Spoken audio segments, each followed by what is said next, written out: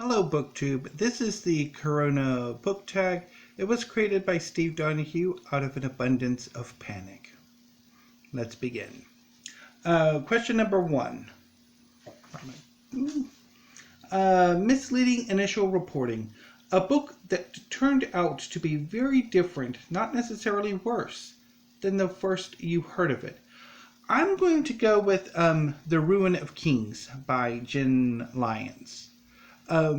So the book, when I first heard about it, was about a young chosen man, young man who's the chosen one, who, rather than being the hero, is destined to potentially destroy the world. Come to find out, no, actually the world is a hellhole and he's actually likely going to save it. Or at least it looks like that way from book 1. So, yeah. So, I actually rather... I would have loved to have seen like an actual rise of a young Dark Lord or whatever.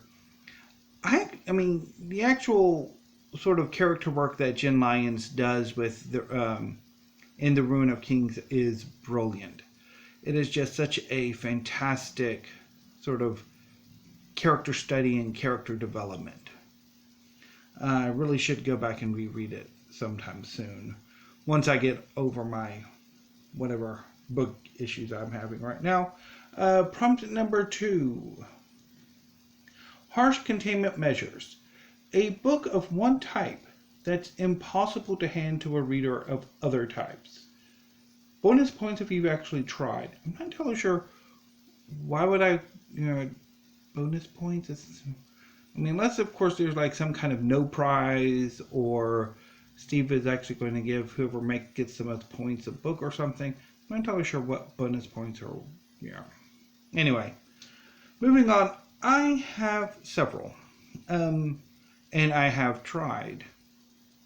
I have tried to get my mom to read The Harder They Come by T.C. Boyle and Charming Billy by Alice McDermott, and also My Son's Story by Nadine Gordimer, and she bailed within pages.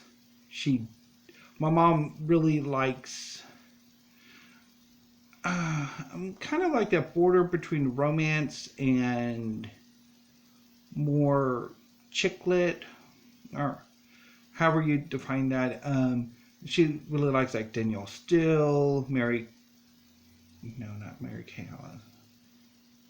Kay Andrews,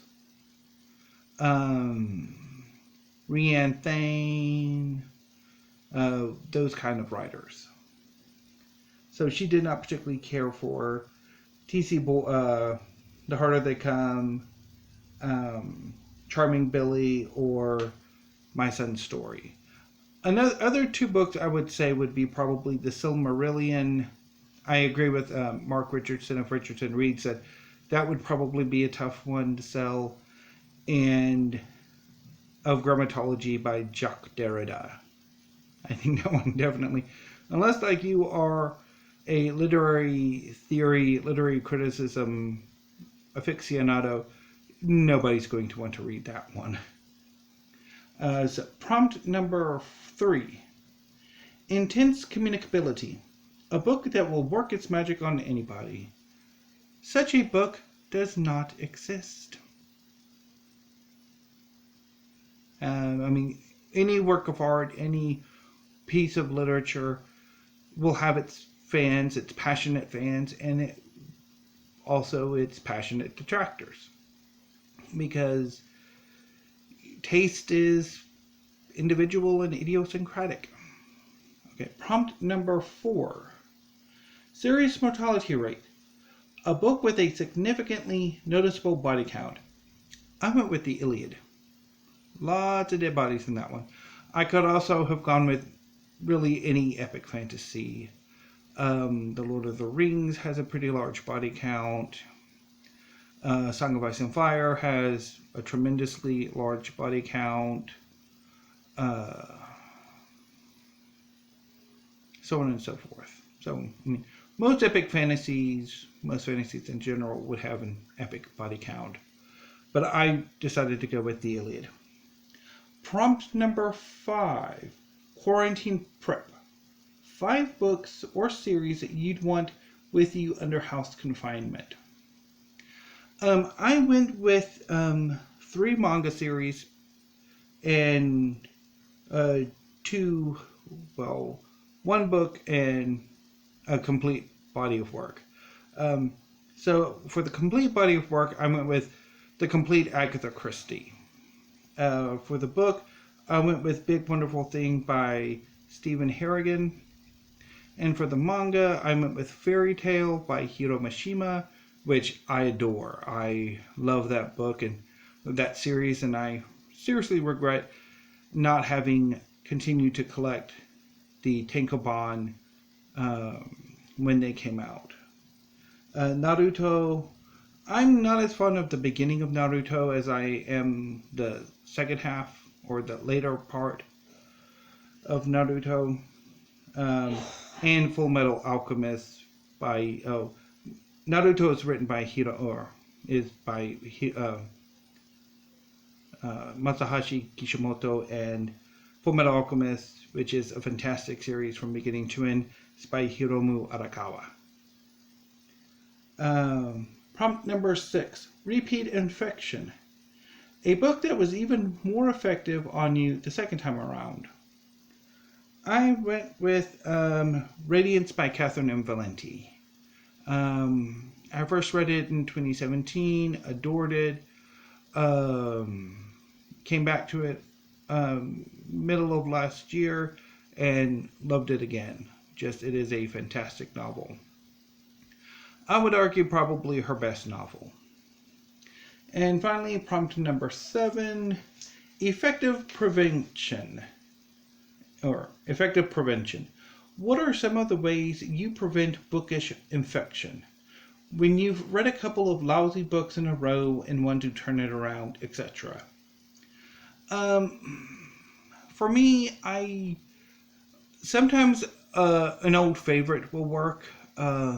Late last year, I started to get burned out. In December, I had this large slate of fantasy books I wanted to read, adored the first batch of them, and then when it came towards the end of the month, I kind of was getting seriously burned out with Fate of the Fallen by Kel Cade, Gideon the Ninth by Tamsin Muir,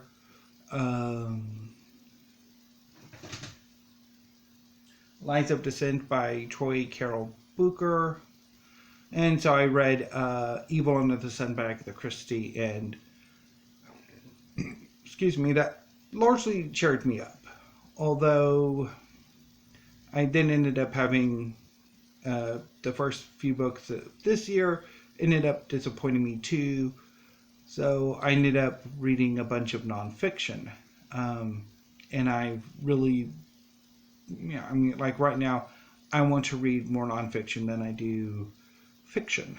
So generally it's either sometimes finding an old favorite will work, and sometimes it's just figuring out what exactly I need as a reader, something that really that I'm craving, and then just find it and then just go with it rather than forcing oneself to keep reading something that you're really not in the mood for. So right now I'm in a I would say it's probably been a few months long reading slump as far as fiction's concerned, but the nonfiction I've read have been fantastic. Although, so it's, find old favorites and see if that'll work, or if it's really craving something new or a different genre than what you normally read, go with that. But certainly not continuing to read stuff that is chronically displeasing you at the moment. Just put those aside, wait until the mood arises. So that was the coronavirus book tag.